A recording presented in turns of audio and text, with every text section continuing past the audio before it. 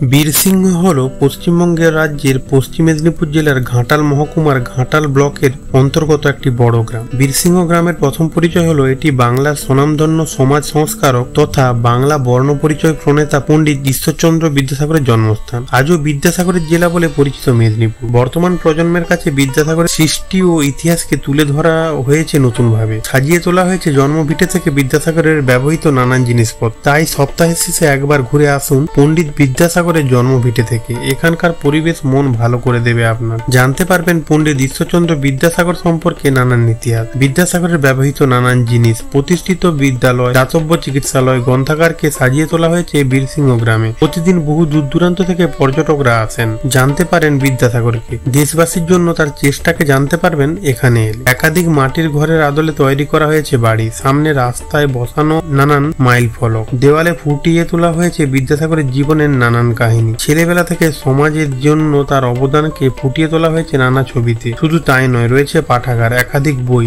রয়েছে ভগবতী দেবীর নামাঙ্কিত তার প্রতিষ্ঠিত বিদ্যালয় সহ নানান জিনিস। সরকারিভাবে সংরক্ষণেরও ব্যবস্থা করা হয়েছে এখানে। প্রসঙ্গত, নারী শিক্ষার প্রচার, শিক্ষায় অগ্রগতি এবং সামাজিক নানান ব্যাধির বিরুদ্ধে সোচ্চার হয়েছিলেন বিদ্যাসাগর। লিখেছিলেন বর্ণ পরিচয়, যা শিশুদের কাছে পড়াশোনার প্রাথমিক পর্যায়ের এক অমূল্য সম্পদ। এই বীরসিংহ গ্রামে বিদ্যাসাগরের পবিত্র জন্মভিটেতে গড়ে তোলা হয়েছে বিদ্যাসাগরের স্মৃতি মন্দির। রয়েছে মায়ের কোলে শিশুর ঈশ্বরচন্দ্রের মূর্তিও। এছাড়াও রয়েছে কালীকান্তের পাঠশালা সহ দেখার নানান জিনিস। ভিডিওটি ভালো লেগে থাকলে একটি লাইক করে দিন, আর এরকম ভিডিও আরো পেতে চাইলে চ্যানেলটি সাবস্ক্রাইব করে রাখুন।